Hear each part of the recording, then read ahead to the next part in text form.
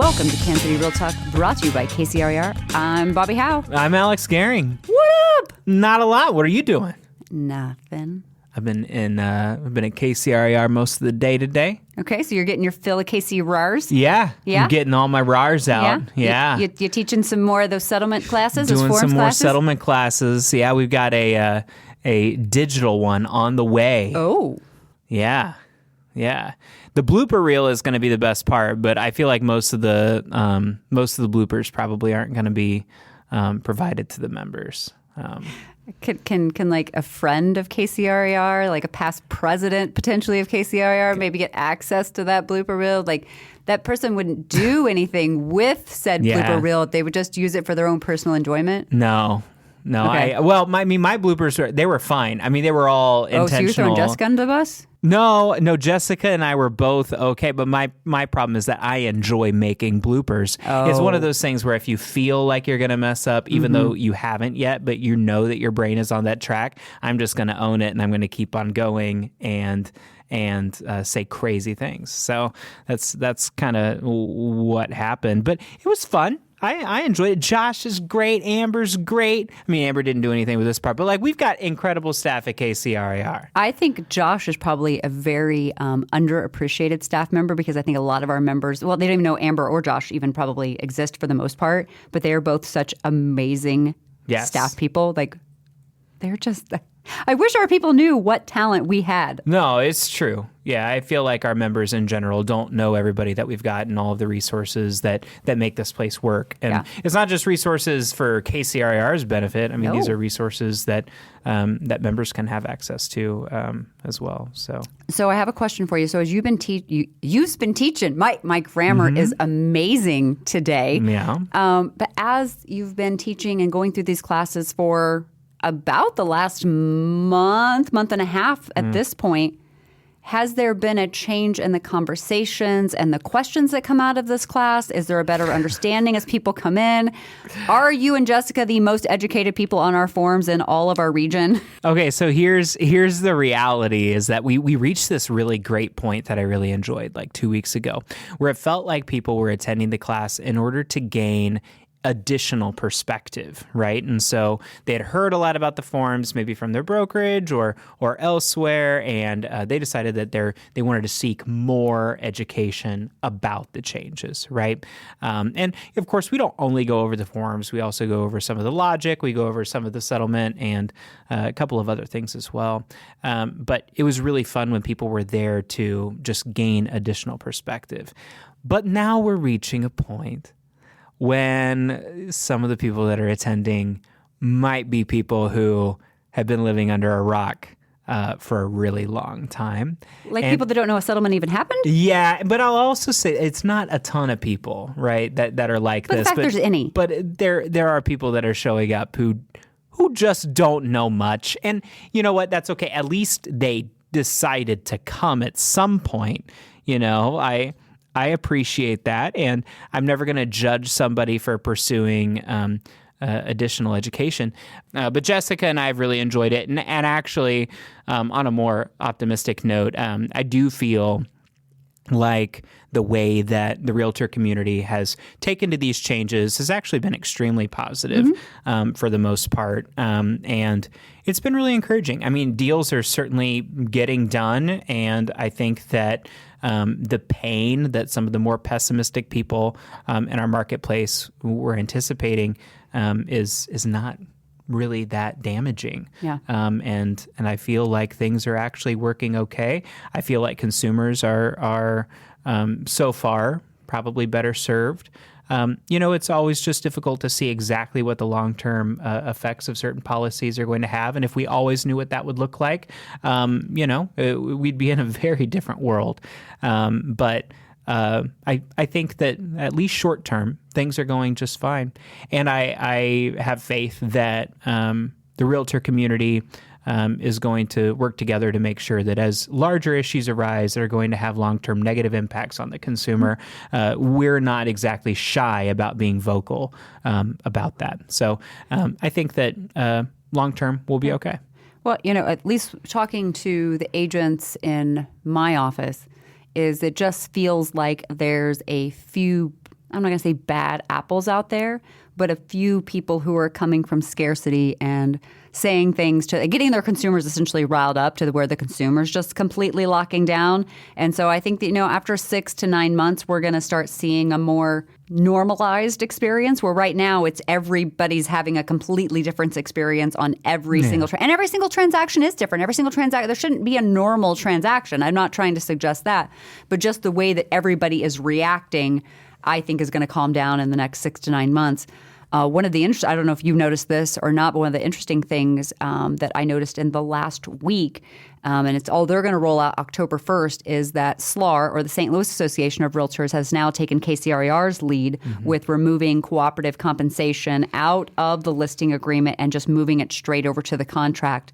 And while the Missouri form has not done that yet, because it is still in compliance with the settlement, I do foresee a time when we're going to see everybody following suit with that. So kudos to KCRER for taking the lead on that. Yeah, it means fewer changes long term for our membership, and I think that's the really positive thing. I also, Jessica and I always make sure to go over the fact that these forms, right, are a member benefit. Yep. And that's really all they are. One of the things that Missouri Realtors is leaning into, because we have our fall business conference coming up in 2 weeks, and I believe KAR's is coming up in 3 weeks. But one of the main talking points, or one of the main themes that we're leaning into as we go into these meetings, is leaning into what are all the actual member benefits that you get by being a member of your local. What do you get from them? What are the member benefits that you get from the state association? What are the member benefits you get from the National Association?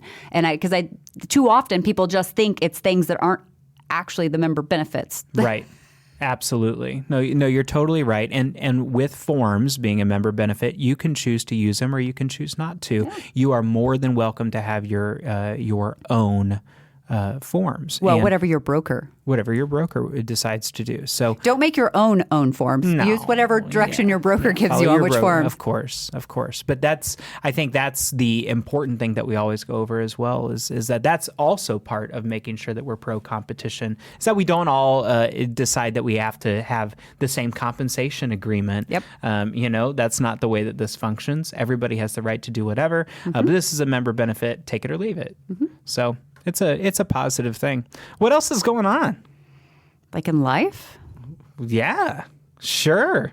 There is a new collab between Coke and Oreo, and it goes both directions. There is Coke-flavored Oreos, and there are Oreo-flavored Coke. And I purchased both products earlier today. And the soda is described as a fizzy cookie flavor.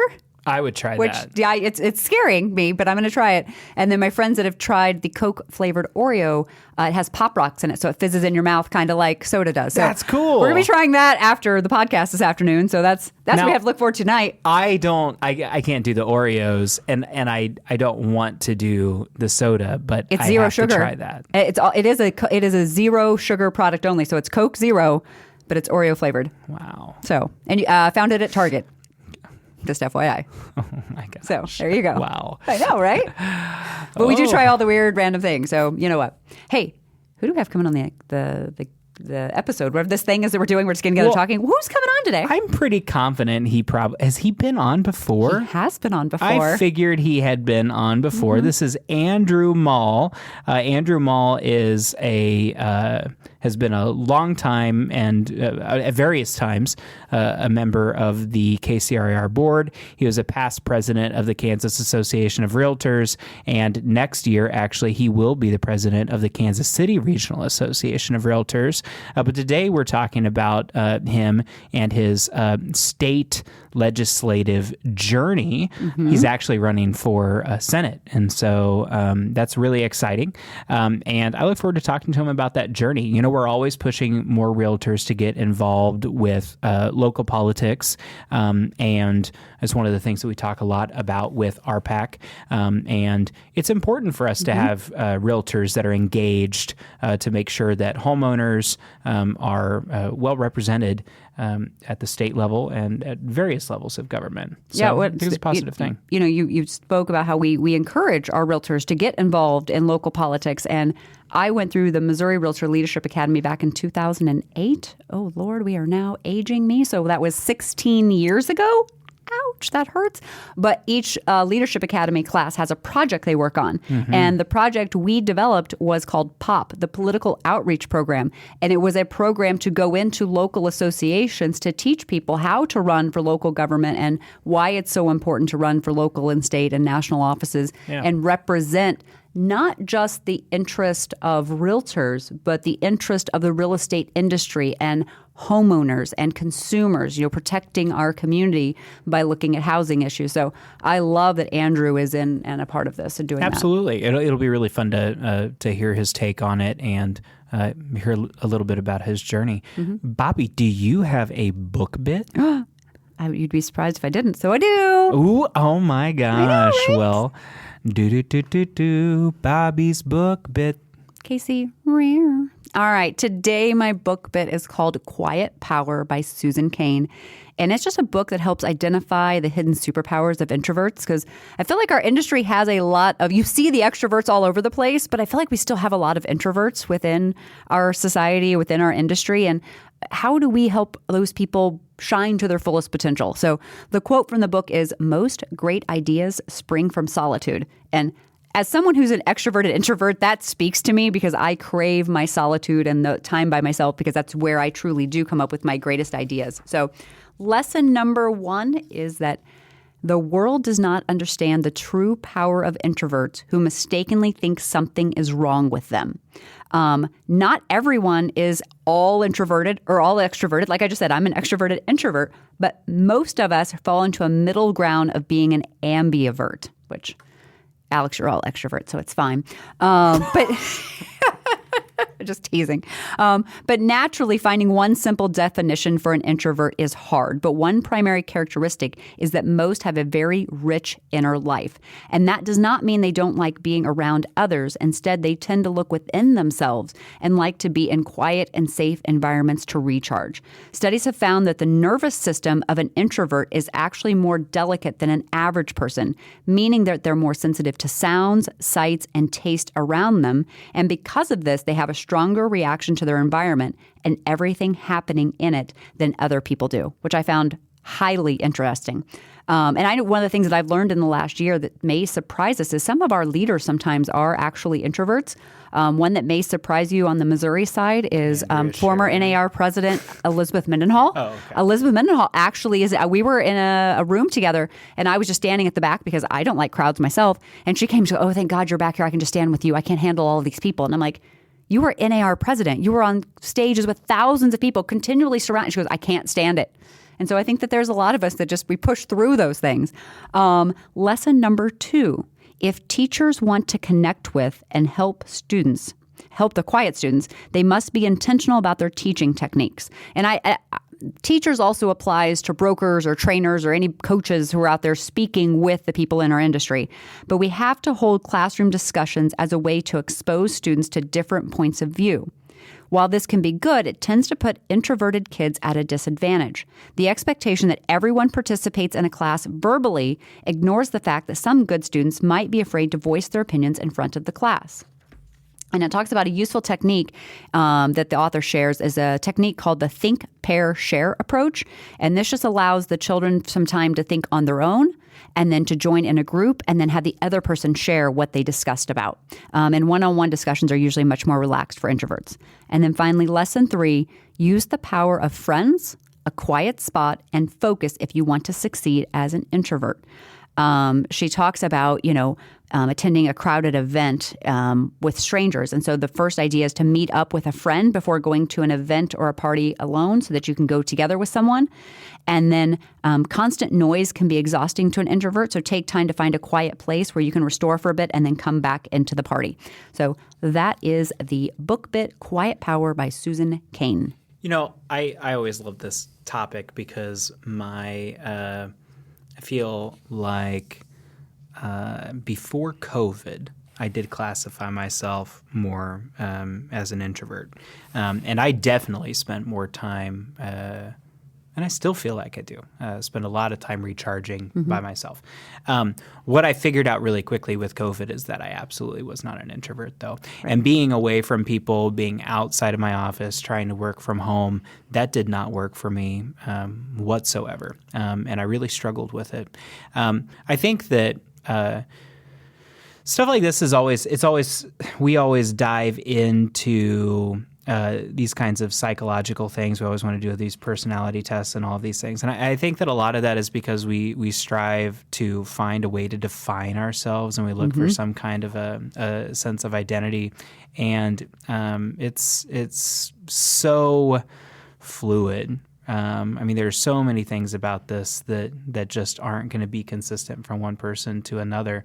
And I see this a lot on social media, and it makes me really nervous. You find different things that you attach yourself to, and I feel like you feel like it has to become you. Because I remember telling people how introverted I was. Yeah. Like, I'm actually an introvert. In fact, like you're a performer for the love of God. But you know what? A lot of performers, you could be, yeah, but performers are often introverted. But the concept is, if you're getting on a stage and performing in front of people, you can't be introverted and really keep to yourself. I also think that you can be up there and you can do that, and it can take an enormous amount of energy from you, and it can take some time to recharge from that. But it's always an interesting thing. Oh, should we get Andrew? We totally should get Andrew. Oh my gosh. Let's go get him.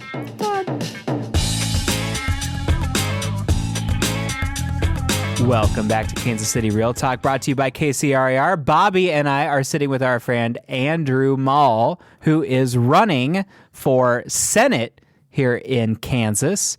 Andrew, how are you today? I'm well. And you? Doing just fine. Good to see both of you. Absolutely. It's great to see you. And we're excited to talk to you about this journey. You've been an involved realtor for a long time. You've been heavily involved with RPAC. You're an FPC. There's so many things that you've been involved with that are political in nature and surround our association. And to see you looking to expand your political horizons is going to be a fun topic. And we can't wait to hear about the journey. Sure. Tell us a little bit about yourself. You've been on the show before, but give us some background as to who you are and how long you've been in the business and all of that. Wow. So it could go a long time, but I'll keep it short. And what day were you born? I'll stick to the basics. So I have been a realtor it'll be 23 years in March of next year. So you're still a baby. So yes, relatively new at this. So I'm getting my feet wet. And about halfway through my real estate license journey, I became very involved with our association here locally, Kansas City Regional Association of Realtors, both in grievance and advocacy. But before all of that, I was very involved in my community. I have been a den scout or a den leader for Cub Scouts. I coach youth soccer, have volunteered in many other organizations, and just been very, very involved in my community.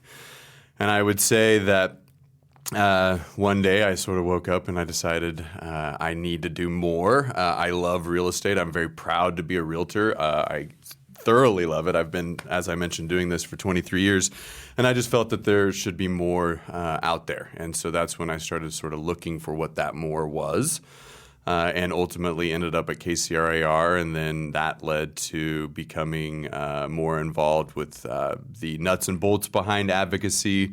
Also became the local Realtor Political Action Committee chair and learned a little bit about raising money.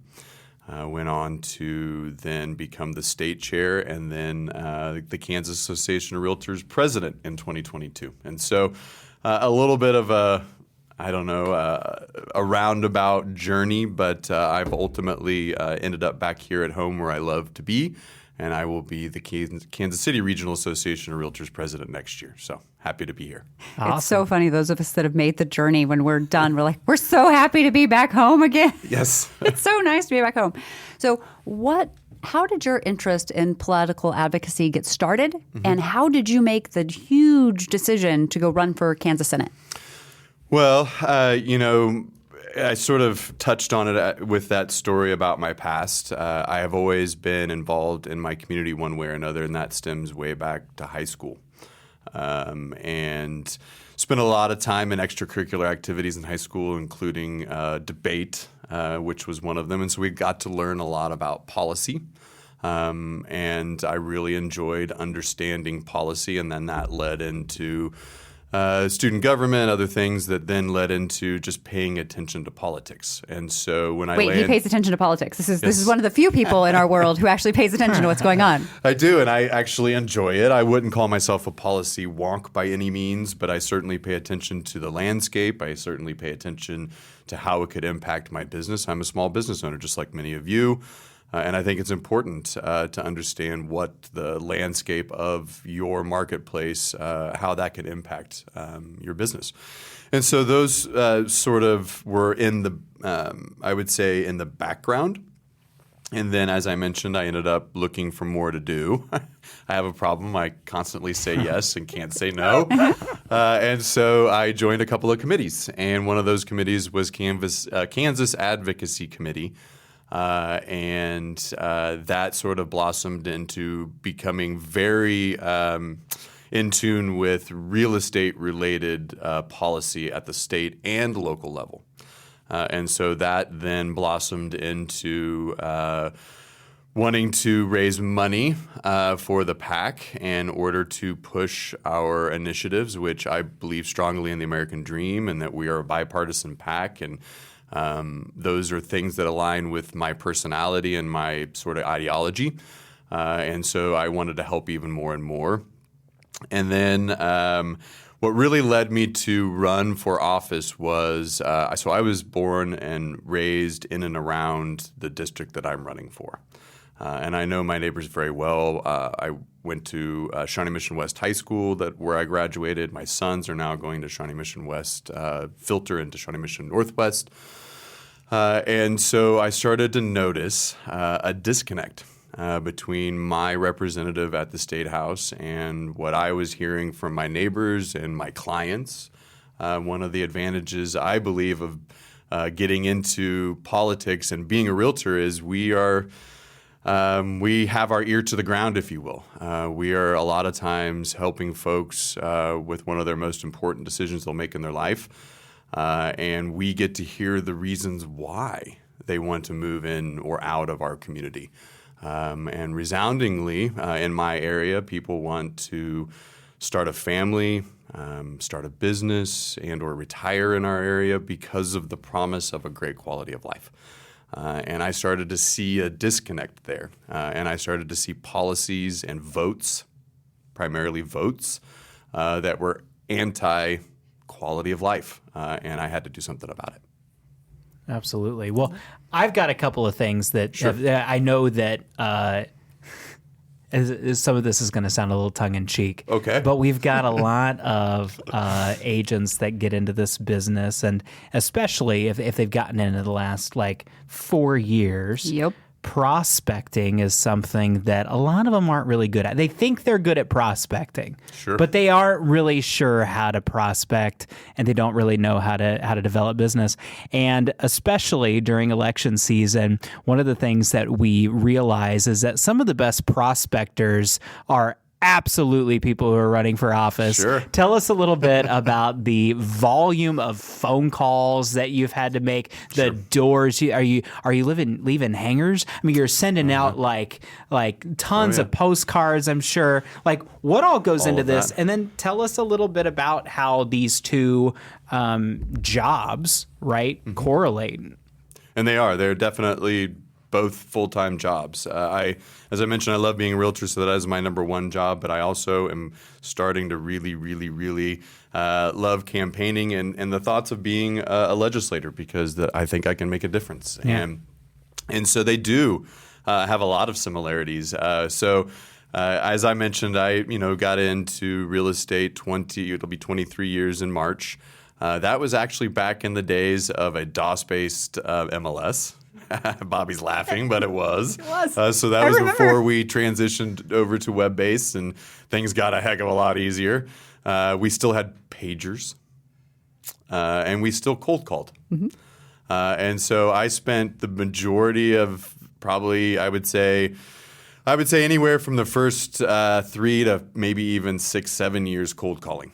And I know that all of a sudden we started having the no call list and things started to limit that. But I also was working new home subdivisions. And so there's a level of cold calling there. And you just call every single person that walked through that door over the last 5 years and find out if they bought a home. Right. And over that period of time, I built a substantial book of business. I also built a reputation of hard work, which led to other communities that I then represented to sell those communities. And I do my best to keep in touch with all of those people that I ever came in contact with over that 23-year period. And so when it comes to when it comes to campaigning, it's the same thing. And I know the numbers, by the way. So Not this shocked. year alone, I have made 2,200 calls. And I spent roughly, it was somewhere in the neighborhood of 2 hours a day, on average 3 days a week, locking myself usually in a library study room with a computer in front of me, giving me a name to call and then to ask them for their support. Because one of the things that you have to do when you're running a campaign is you have to build an organization, especially if you've never done it before, which I had never run before. And so I started from scratch. And so not only was I building an organization, but I was building those relationships. Right. And those relationships didn't know me at first, but I kept calling. I kept making sure that I kept in contact with them. I'd add them to my email list, just like you do in real estate, right? Yeah. You have to keep in contact with those people. And so over the last 15 months, I've built a relationship with now over 2,000 donors. And it started with those phone calls. It is amazing what not having to follow the no call list rules and the Can Spam Act can do. Yeah, it is. It is. Well, and the reality is, and I look at it this way too, especially when I'm knocking doors, and that's what I was getting ready to mention. We've transitioned now less phone calls for raising the funds and to have the resources needed to win this race to actual voter contact. Yeah. And it's actually a slightly different, actually it's a completely different conversation and process because you're looking for live conversations and you're knocking on doors. So there's some physical aspects to it out in the heat. And you're getting about 10% of the people that are actually home. And maybe 10% of those people are actually going to talk to you. And so, it's a numbers game. But then you're having those live conversations and you're having to utilize your overcoming objections, right? And so you're trying to have conversations that are relatable conversations. You're trying to, a lot of times, get them to focus on what we're actually talking about, which is state politics, right? And not national politics. Same thing with real estate. Getting your clients to focus on the task at hand, especially now being in the market that we're in, getting buyers and sellers to sort of understand the marketplace that we're dealing with and keeping them on that page and sort of coaching them. Same thing here. You try to have a meaningful conversation. And at the end of the day, I will tell you, I've only had a couple of bad ones. And just like real estate, you're going to have a couple of people say, don't talk to me ever again. That just happens, right? Yeah.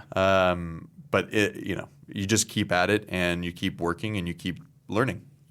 Don't you feel like in general people like having these conversations? Not everybody, but Sure. the right people are going to appreciate that you want to take the time to talk to them. And so the people that answer the door, it's funny. I hear you folks that are wrestling behind the door arguing about if you're going to answer it or not. Just so you know. Yeah. And I will talk to your Ring doorbell a couple of times as well, leaving you a friendly message before I drop my mailer. But the conversations that we have, I love them. Even the ones that have gone negative, and I'll use those as the example. By the end of that conversation, that person was shaking my hand and saying, "You know what? I appreciate you being here and being willing to talk about our differences." And believe it or not, they weren't vast. It was just a couple of differences. We actually were aligned on most things than we were having a different on, and we shook each other's hand and said thank you for that conversation. We'll went on.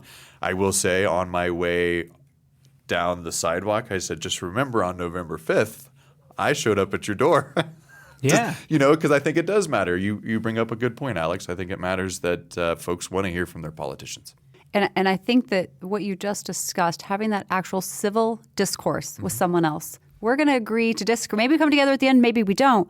But just having a conversation where at least I hear your side, I understand your side, I don't have to agree with it, and the other person feels the same way. I feel that's what's missing from our society right now, is that just where you like this one little bitty tiny thing, you are a trash human being, but I'm an awesome person because I don't think that. And we need to have more of those conversations, and we need to have more people willing to have those. Alex is absolutely right. Those people that are willing to have that conversation love to have the conversation. But I feel like too many people aren't even injected into what's going on in our society to even have that conversation to begin with. They wouldn't even know what to talk about. So talking about this, what are some of the ways that local and state legislatures can affect the real estate and our industry as a whole? Sure. Well, there's a couple of ways that I look at legislation. You have bills that are introduced, and then you have the ones that are talked about that sometimes never see the light of day. And you have to worry about both, right? So let's talk a little bit about some of recent history and sort of the way we're moving, especially in the state of Kansas. So I would say over the last 5 years especially, our legislature has realized that we are in a housing crisis, and they understand that. And they have put a lot of effort and resources into finding some of those solutions. I even think I served with Alex on maybe one of the initial focus groups. It was been years ago. Oh, yeah. That was a long time ago. That was a study that then propelled other legislation, propelled really what, in my mind, propelled a focus that needed to happen a long time ago, and that was, that we have a housing crisis. And I remember that we were on a Zoom call about it, and I remember it was kind of, we were shocking him with the idea that some people were going through with non-refundable earnest money. Oh, sure. It blew their mind that anybody would even think of doing that, And, and I learned that through our association. I think Alex and Bobbi, you probably agree with me, having those education conversations are very important. Yes. And so swinging back to the legislature, they have now been educated on the housing issue that we're seeing. And so we've seen some minor policy, some minor legislation that has helped with property taxes. We've seen some legislation that has helped with inventory. But we've also need to do more. And so I think that what we're going to see in this last session, they assigned their interim committees, and one of those committees was focused on housing, specifically 200,000 and under. And so it's looking specifically at that attainable housing, and both in rural and urban areas. And so that committee has been formed. They have not met yet. But that committee is then going to sort of give some direction to next year, the 2025 legislative session. And so what I hope to see is some building upon these programs that then can help specifically with the inventory issue that we have. The other component that I like seeing is that we have a lot of economic growth. I mean, Kansas is in a really good spot right now, and we need to continue that economic growth. And one of the things that sometimes is missing is that conversation about housing, right? So we want not only the growth, but we need them to live here and then to spend their money going to soccer games and shopping and everything else that helps build that economic growth, if you will. And so they're now having some more focus on when we talk about economic growth programs or developments, if you will, incentives, then we need to have, a housing component attached to that, or at least a discussion about it, which I think is a move in the right direction. So those are some positives, and I always like to focus on the positives and mention those first. But there are definitely negatives that we have to watch out for, and that is, so there has been a push for a constitutional amendment to essentially change the way we value homes in our state. It would put a cap on increasing the taxable value of a home I think it's proposed at 4%. I've heard 3%, but it's a number. It's a percentage. which would it's supposed to be in an effort to help with property tax, to keep to make sure the burden is shifted, which I agree with that wholeheartedly. Our property taxes are going up, but there's other ways to do it. But this would cap it. And then the only thing that would trigger an adjustment would be the sale of a home or, say, a home improvement. And so it was framed as some level of a transparency and a relief on property taxes. But adding a variable to the marketplace never increases transparency, and that's exactly what this would do. Think about trying to be a buyer and not knowing whether that home across the street, because it's capped right now, not really knowing what that tax is going to be because it's going to go up, triggered only based on that sale. And so it's going to add some variability to the market. We experienced that already, but we could experience it tenfold if we continue to see 13 to 15% appreciation during some periods. Yeah. Well, and it de-incentivizes selling or improving your home.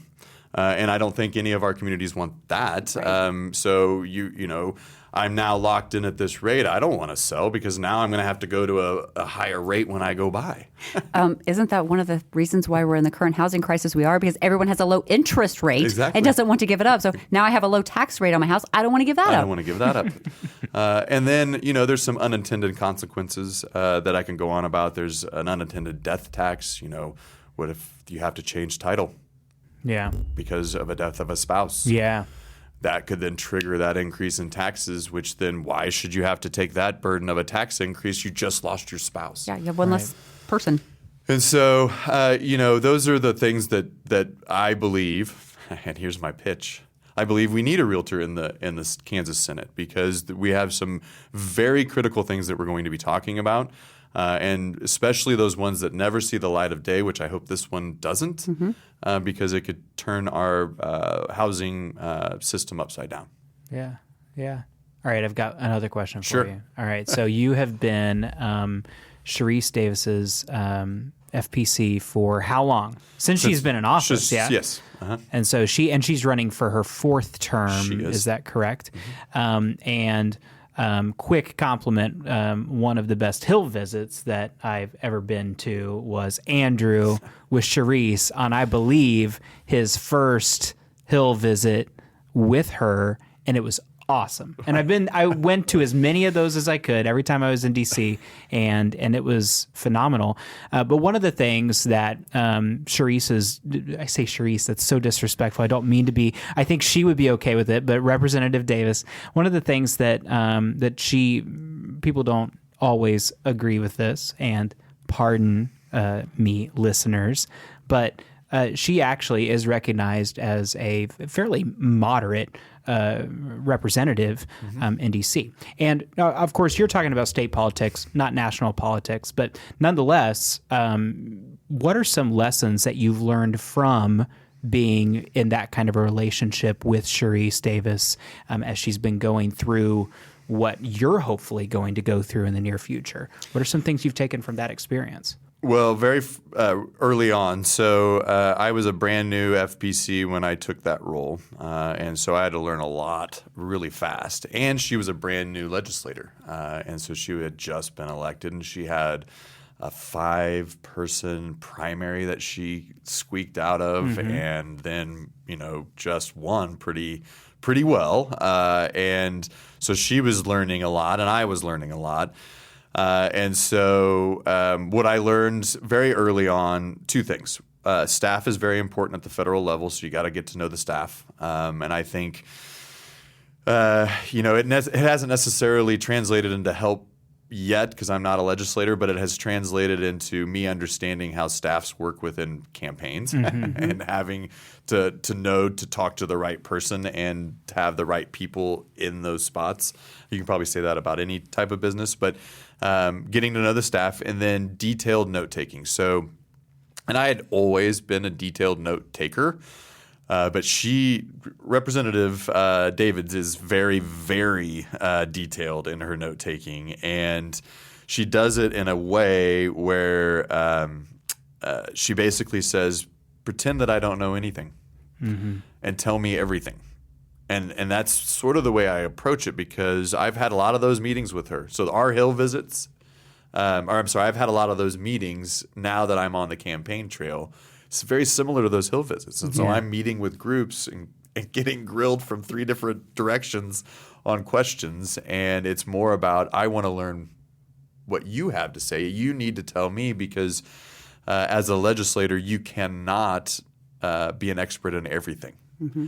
And so it was, basically know your staff, take very diligent notes, and understand that you can't be an expert in everything. And so you have to rely on folks to educate you. And so it kind of circles back to what I was talking about earlier, and why our advocacy and all of those efforts are important, because we're out there educating. I remember her just jotting down every word that would come out of our mouths as we were sitting in there, and she was genuinely interested in what we had to say, and that resonates. It's and what makes her successful, and this I didn't necessarily learn it from her, and she's successful in a lot of different ways, but she also follows up. So realtors out there, you got to follow up, and she does. So she will listen, she'll take those notes, and she may not be the one that follows up, but she'll have someone on her staff follow up, and she'll say, here's where we are on this.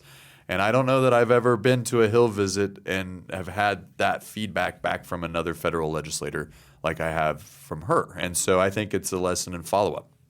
That's phenomenal. So, Andrew, we want to be respectful of your time and what we've asked of you today, and you do never probably apparently get to sleep at any point anyway, so we can give you a few minutes of your day back. We would love to do that. But as a 3-time guest of the podcast, wow, you hopefully know the question that's coming. I do. What else? What else do you want our listeners to know about you, your campaign, how you're going to use your seat? Just what else should they know? Well, I think the main thing that I want the listeners to know is I am very proud to be a realtor, and I think you should be too. I love this profession, and I think this profession opens a lot of doors.